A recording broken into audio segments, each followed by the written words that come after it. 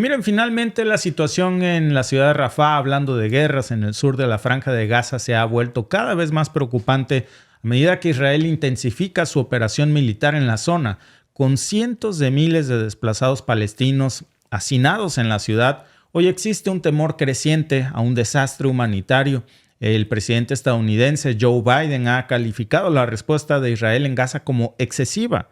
Mientras tanto, el secretario de Estado Antony Blinken ha realizado esfuerzos que no han tenido mucho éxito para lograr una tregua en el conflicto. Las fuerzas israelíes se han dirigido hacia Rafah, considerada uno de los últimos bastiones de Hamás.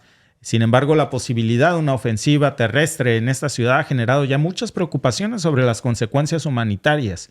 La comunidad internacional, incluyendo al secretario general de la ONU, a Antonio Guterres, ha expresado su preocupación por las posibles repercusiones de una operación militar en Rafah, advirtiendo sobre un posible desastre humanitario. Y mientras tanto, continúan los esfuerzos diplomáticos para alcanzar una tregua en el conflicto, pero las tensiones siguen en aumento, lamentablemente, en la región, con ataques y contraataques tanto en Gaza como en Israel, así como en otros países de la región. Hablamos, por ejemplo, por supuesto, de Líbano, Irak, Siria y Yemen, en donde la situación se está agravando por el estricto bloqueo impuesto por Israel a Gaza, que dificulta el acceso a los alimentos, a agua, medicamentos y a otros suministros básicos.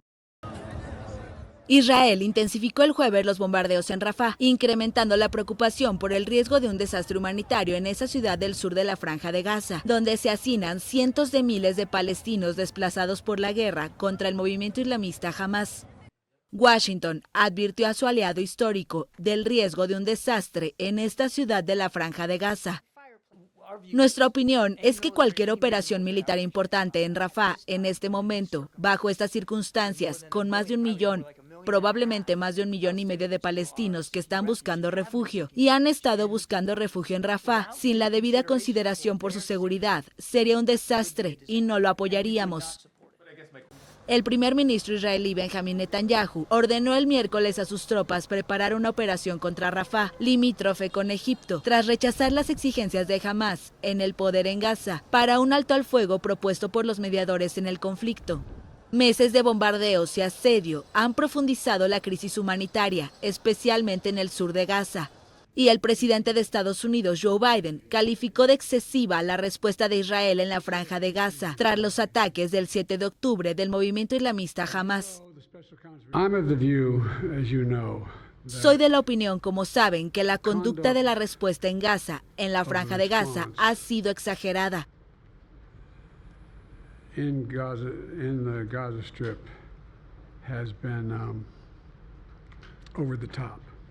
Las tropas israelíes que iniciaron su ofensiva en el norte de Gaza avanzaron hacia el centro y el sur del estrecho territorio de 362 kilómetros cuadrados, especialmente hacia la ciudad de Han Yunis, epicentro de los combates y los bombardeos en las últimas semanas. Pero la atención se centra sobre todo en Rafah, donde se hacinan 1.300.000 personas de los 2.400.000 habitantes de la franja, la mayoría desplazados por los enfrentamientos de los últimos 4 meses. Dijeron que Rafah es el lugar más seguro. Han Yunis está reducido a escombros. Incluso si alguien quiere comprobarlo desde la distancia, el avión de combate los apunta. Dijeron que Rafah estaba a salvo, así que vinimos aquí. ¿Qué más podría? Nos han traído aquí y ahora están bombardeando Rafah. ¿A dónde podemos ir? Solo existe el mar. ¿Nos dejarán solos en el mar? Un periodista de la France Press contó hasta 7 bombardeos israelíes en Rafah durante la noche. Y el secretario general de la ONU, Antonio Guterres, advirtió que una ofensiva terrestre en Rafah aumentaría exponencialmente lo que ya es una pesadilla humanitaria.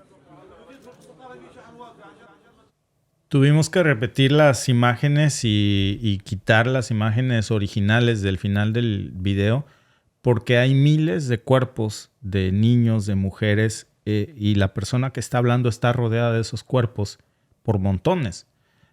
Imágenes cubiertas en bolsas por montones, imágenes terribles de verdad que nunca en la vida había visto y nadie debería de ver. Pero claro, para Netanyahu no hay censura. Para Netanyahu hay un reproche de que over the top, excesivo, pero no hay más que eso. No hay Corte Penal Internacional que esté catalogando sus crímenes de guerra. No hay una condena. No hay sanciones internacionales contra Israel, como la vemos, por ejemplo, contra Rusia, por 1000 veces más el número de muertos o 10,000 veces más el número de muertos de inocentes, de niños inocentes.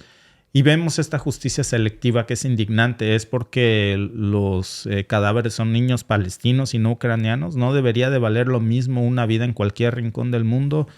Es parte de la hipocresía que lamentablemente vemos y de la impunidad con la que se conduce un hombre que sabe que la ley no aplica para él y puede bombardear a una región entera de niños y mujeres y de víctimas inocentes sin que nada le pase. Porque está del lado correcto. Está del lado correcto de la historia. Exacto, está del lado correcto de la historia. Entonces, cuando estás del lado correcto de la historia, la ley no te aplica, la justicia no te aplica. Cuando estás del lado incorrecto de la historia, entonces sí eres un paria internacional, entonces tienes sanciones y entonces sí todo el peso de la ley. Como decía don Benito Juárez, ¿no? Uh-huh. Para mis amigos gracia y justicia, para mis enemigos solo justicia y de la mala. Gracias por vernos. Si te ha gustado este clip, síguenos en vivo para ver nuestro programa completo de lunes a viernes en nuestros canales de YouTube y Facebook. Suscríbete, comparte con tus amigos y déjanos tus comentarios. Te esperamos en vivo.